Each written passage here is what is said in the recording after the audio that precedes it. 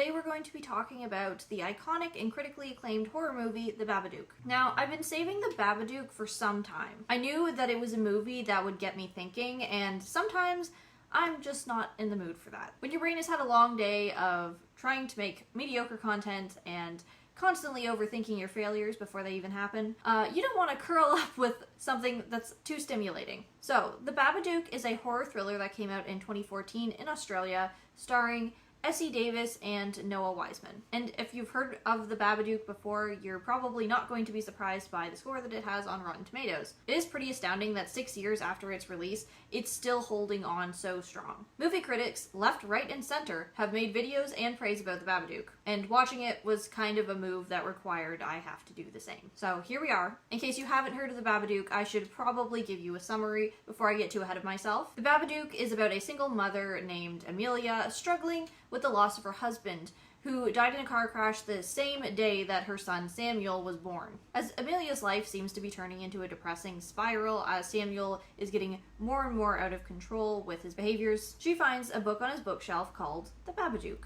And The Babadook, as a book, is about a creepy shadow man that's going to stalk you and worm his way inside your head. That is just about all of the non-spoilers that I can give, because the story and the message are so intertwined. If you want to watch The Babadook, and it hasn't been spoiled for you already by the internet, then I recommend going and seeing it, because it is a bit of a wild ride, and I think it's something that everybody should probably experience at some point. It's a movie about a stressed out mother and a spooky entity haunting her and her son. So go check it out if that sounds up your alley. So I know that a lot of people do, but right off the bat, I want to come out and I want to say that I don't think that The Babadook is a masterpiece. I think it was really good and super weird and fairly unsettling, but I think that it got many high ratings because it's one of those movies that you appreciate more and more over time. The Babadook is one of those movies that if you get to the end of it and let the idea roll around in your head, you start replaying what you saw backwards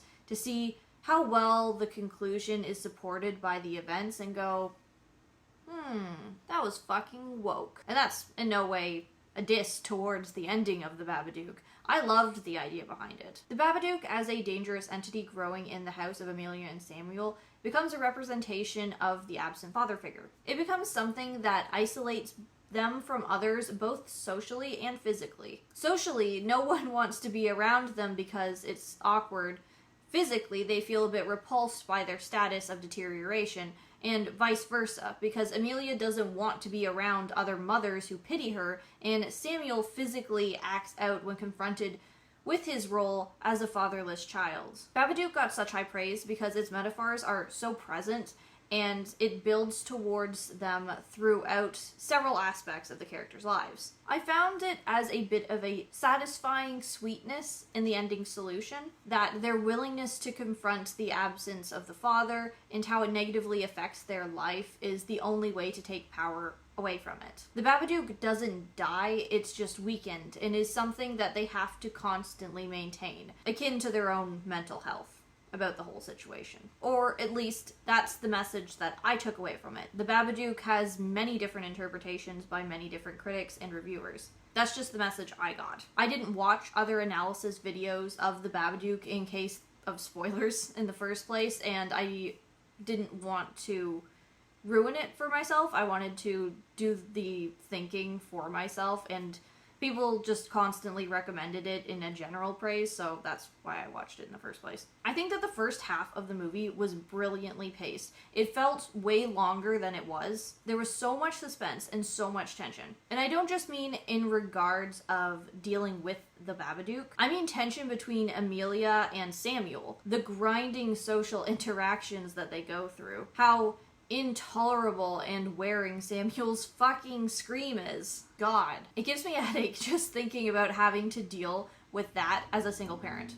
As anyone. Like, I'm not into kids. Just living through Amelia's regular everyday life set me so on edge. Where I think the movie lost a bit of its appeal for me, I'm not sure about everybody else, but wasn't when they were basically under the house arrested by the Babadook. Which is kind of weird to say because it is portrayed in some aspects as a physical entity, but really it's a mental monster. And if you're someone that needs that line drawn, is it real or is it not real, you're not going to enjoy the climax very much. And I'm kind of like that to a certain point. I wish that I could clearly pick out which parts in their confrontation with the Babadook actually translated to something that could make sense without it. Like a mother strangling her son because she clearly has PTSD or postpartum depression makes sense. That's something real. Samuel stabbing her because she's literally possessed by a demon doesn't exactly translate the same way. Yes, he is getting attacked by her because of those unseen mental real reasons, but as much as we want to see it, the movie as the movie is shown, in his head and in her head, it is still actually a physical possessing entity. So the line's a little blurry. And I'm not sure that me explaining that will make a whole lot of sense if you haven't seen The Babadook, so I'm sorry.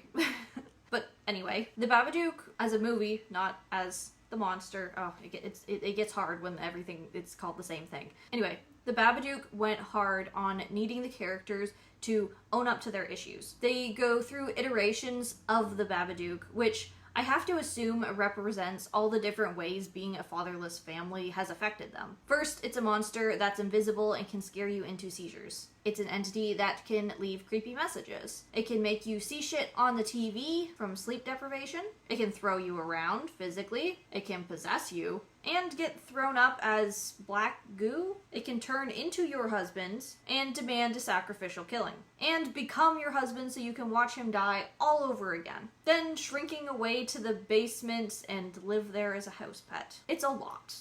The Babadook, he's a lot. And for me, because it kept morphing and it was like this weird extended fight scene that traveled across rooms of the house, from the basement to the bedroom to the kitchen to the basement again, back to the bedroom, back to the basement. I just kind of felt like they could have cleaned it up a little bit, maybe not done that many different kinds of coping, stuck to one, make it very strong, and not overload its metaphors, symbolism versus reality with all of this continued dealing. I get that this thing metaphorically can fill an empty house and their lives, but I feel like it should have cut back because it made me start to lose interest. They're fighting this creature imposing on their mental health, and after the first couple of rounds, it becomes very clear that what's happening is a metaphor, so you don't really assume that they're going to lose,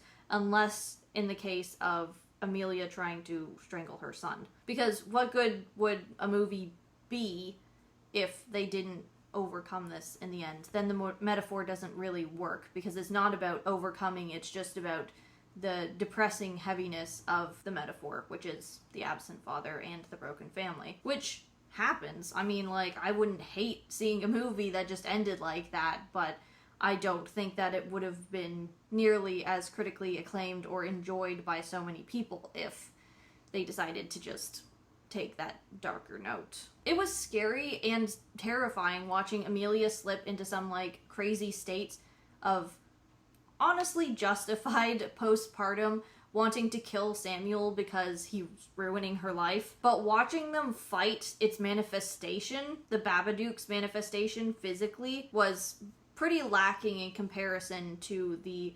metaphorical mental health that they're actually going for. Like I said, it's a movie that gets better the more that you think about it, but actually watching it was a bit of a letdown in some parts because of that physicality that you're watching that you know isn't really real. To be fair, the character design of the Babadook itself is iconic and, like, totally haunts your dreams afterwards. So be prepared for that. I'm giving the Babadook 4 out of 5 stars.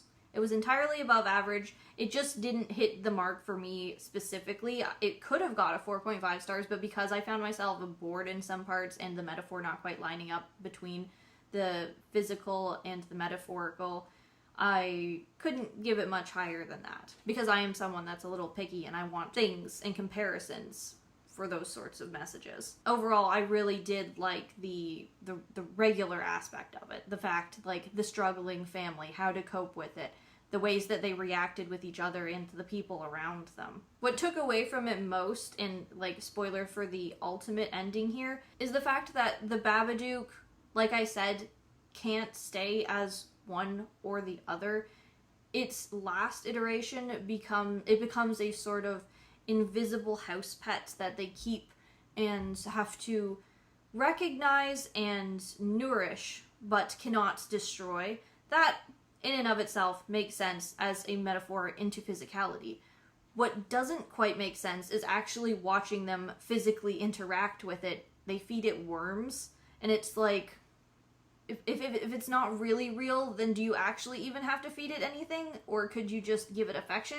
It physically actually eats worms, and that's where I kind of get, what? You're a metaphorical beast, okay? Just calm down. Stop taking up real world space. So yeah, those were some of the thoughts that I had about the Babadook. There's like hundreds and hundreds of other reviews out there. If you want a different take or on what it all really meant, I think I got pretty close, but I'm not sure, and I'll go look it up on somebody else's afterwards. If you like my reviews and you would like to support any of my kinds of content, I have my Patreon linked in the description below,